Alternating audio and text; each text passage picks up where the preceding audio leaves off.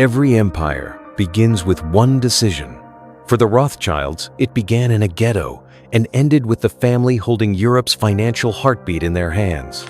Mayer Amschel Rothschild was born here in 1744, all while being quiet, meticulous, and endlessly curious.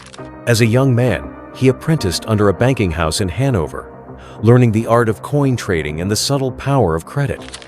Returning to Frankfurt, he began dealing in rare coins and precious metals.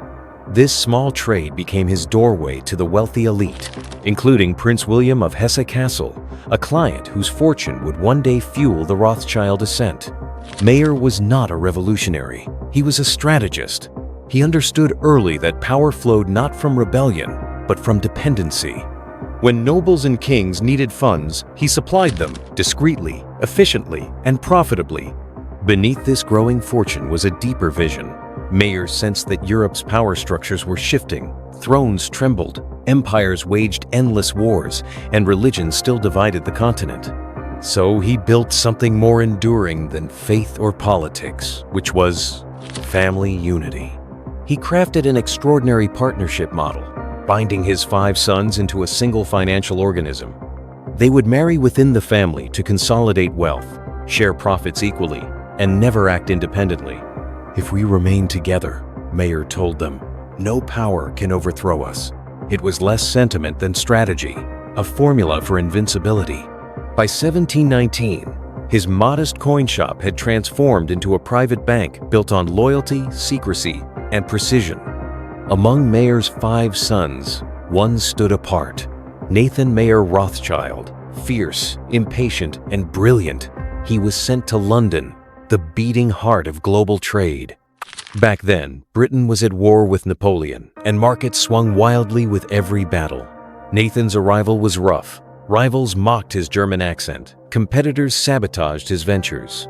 But he adapted fast, learning the unspoken rules of English finance. Within a decade, he controlled a thriving business in textiles, bullion, and foreign exchange. Nathan's genius was in information.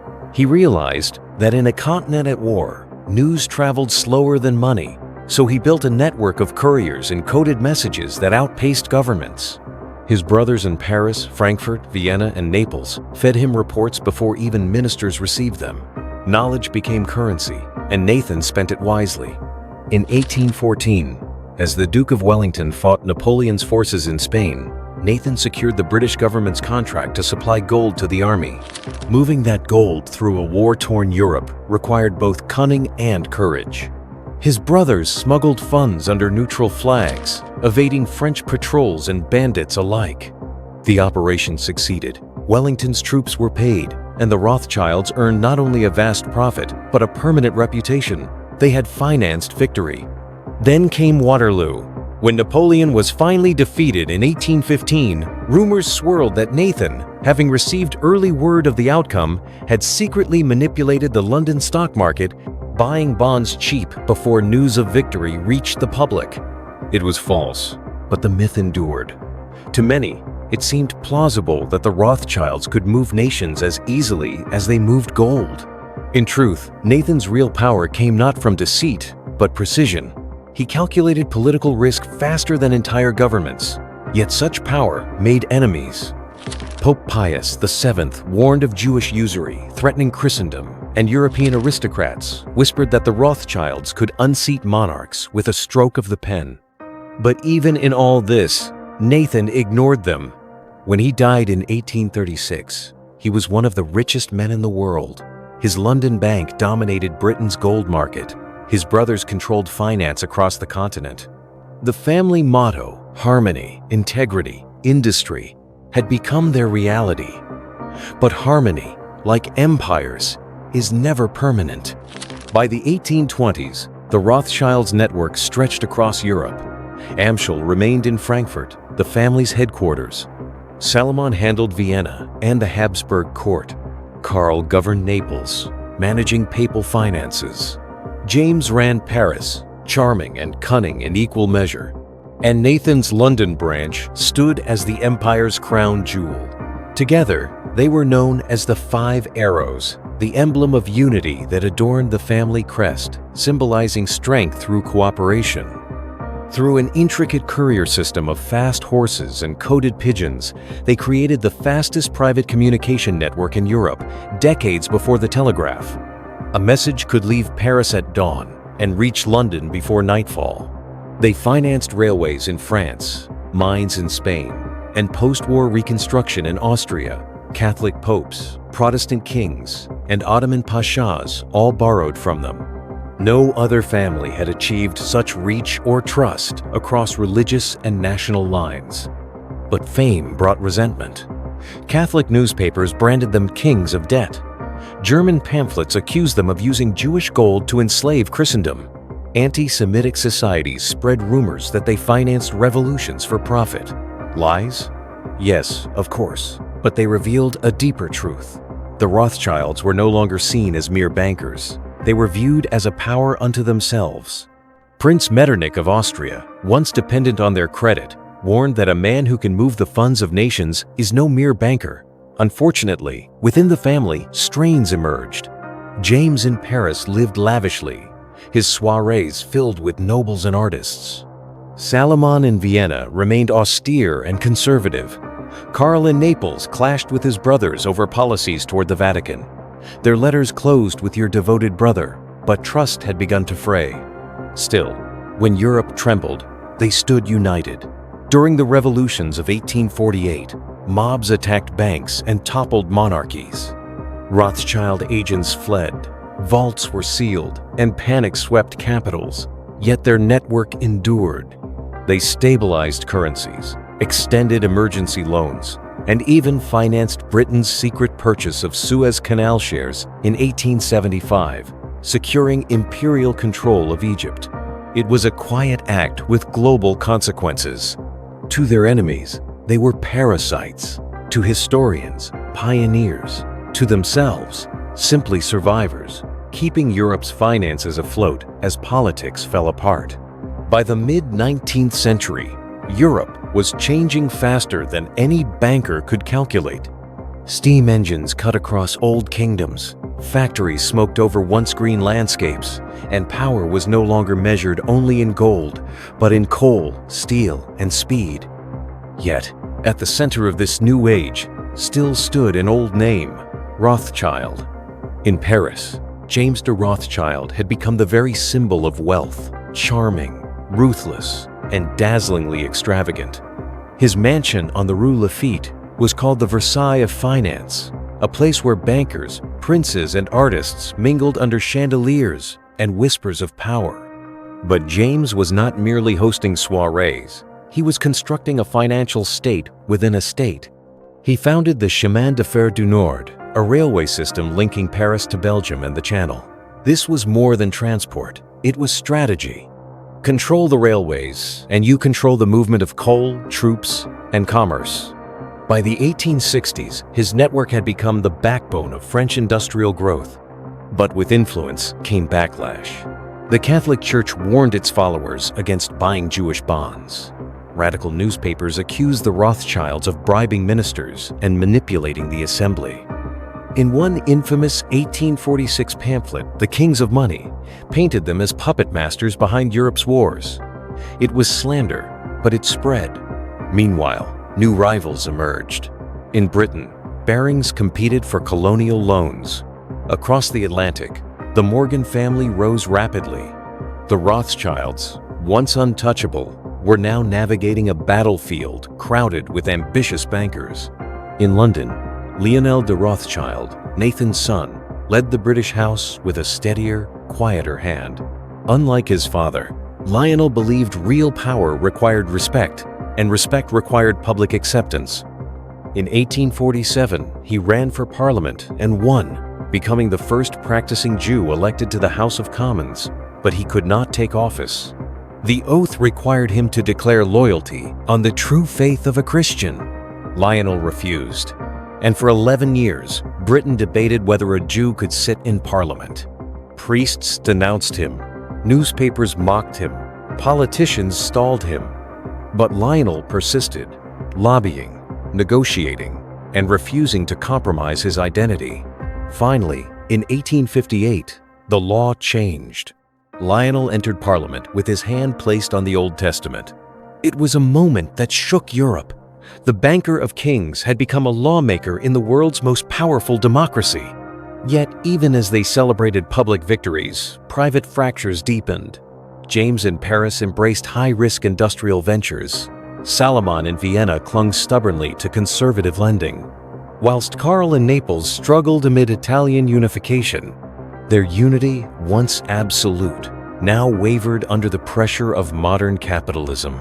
Then came 1848, the year of revolutions. Crowds took to the streets from Paris to Budapest. Thrones toppled, banks were stormed. For days, James hid in his Paris mansion as rioters shouted, "Down with the bankers!" The Rothschild vaults were sealed, agents fled, and markets convulsed. But when the fires cooled, their network still stood. Their loans revived governments. Their credit stabilized currencies. Even their enemies admitted, if the House of Rothschild had fallen, Europe's financial system would have collapsed with it. But the world had grown bigger than any one dynasty. Telegraph lines outpaced couriers. Corporations expanded beyond family control. And slowly, inevitably, the absolute power the Rothschilds once enjoyed began to diffuse. By the late 19th century, Europe believed it sat confidently on top the world, fueled by coal, railways, and global empires. But beneath that confidence, the political ground was shifting, and the Rothschilds could feel the tremors. In Paris, Alphonse de Rothschild, son of James, inherited both wealth and responsibility. He guided the French house through the Franco-Prussian War of 1870, a national humiliation that left Paris starving and defeated. When Germany demanded a crippling indemnity of 5 billion francs, it was Alphonse and his financial partners who made repayment possible. They organized colossal loans, stabilized the franc, and restored the country's standing.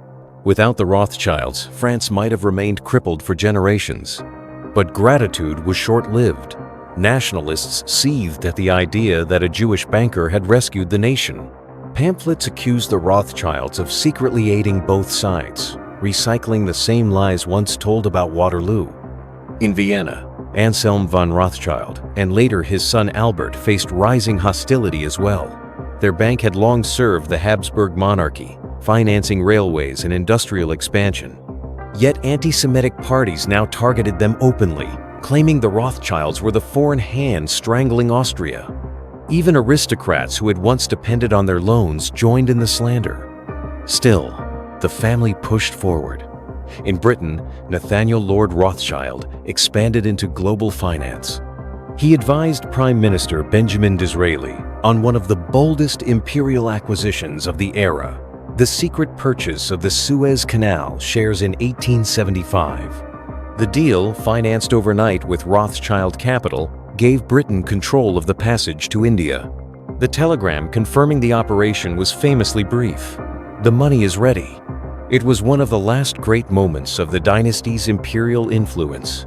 The Rothschild family itself was losing cohesion. Patriarchs died, cousins disagreed, and the once united five arrows frayed into competing branches. Their Jewish identity, once a badge of resilience, now made them targets from both sides. Then came the 20th century, and with it, catastrophe. Europe plunged into an arms race. Old alliances collapsed. Nationalism surged. And when World War I broke out in 1914, for the first time in history, Rothschilds financed opposing sides of the same war. British bonds in London, French loans in Paris, and Austrian credit in Vienna. Mayer's rule of unity, the very foundation of the dynasty, shattered under the weight of national loyalty. When the war ended in 1918, so did the Europe they once dominated. The aristocratic world that bowed to their checks was buried in the trenches. Their fortune survived, but their era did not. The Great War ended, but peace did not bring security. Europe was scarred, angry, and economically broken. In Austria, Louis von Rothschild did everything he could to stabilize the economy, funding housing, railways, and charities. But anti-Semitism ran unchecked. When Hitler rose to power in 1933, the situation became life-threatening. By 1938, after Germany annexed Austria, the Gestapo arrested Louis at the airport. He was thrown into solitary confinement for nearly a year, while the Nazis demanded his family's fortune in exchange for his freedom. Eventually, through diplomatic pressure and ransom payments, he was released. But everything the Vienna branch owned was seized. It was the destruction of an empire. In Paris, Edouard fled when German tanks entered the city. His bank was taken over by Nazi-controlled administrators. His homes and art collections were confiscated. For the Rothschilds, survival itself became the priority. Many perished, others became refugees. The family that once financed armies now fled from them. In London, the last stronghold, the Rothschilds helped finance Britain's war effort, their final service to the nation that had once made them kings of finance. By 1945, half their wealth was gone. Their banks were shattered, but the family survived, bloodied, scattered, but unbroken. In London, Sir Evelyn de Rothschild reshaped N.M. Rothschild and Sons into a modern investment bank. They advised governments, managed privatization programs, and specialized in precious metals, especially gold. When Britain privatized sectors of its economy in the 1980s, it was the Rothschild Bank that designed many of the transactions. Unfortunately, inside the family, tensions persisted. In the 1980s, a major split occurred between Jacob Rothschild and his cousin Sir Evelyn over the direction of the London house. Jacob departed to form RIT Capital Partners, one of Britain's most respected investment trusts. The Rothschild Empire was no longer a single dynasty steering Europe, but a constellation of firms connected by name, not command. By the 21st century, the family had fully transformed. No longer financiers of war, but they became advisors, asset managers, diplomats of capital. Their institutions spread across Europe, America, and Asia, focusing on mergers, restructuring, and global strategy. In 2018, the French and British branches reunited as Rothschild & Co., led by Alexandra de Rothschild, the seventh generation of the family. A return to unity, but in a modern form.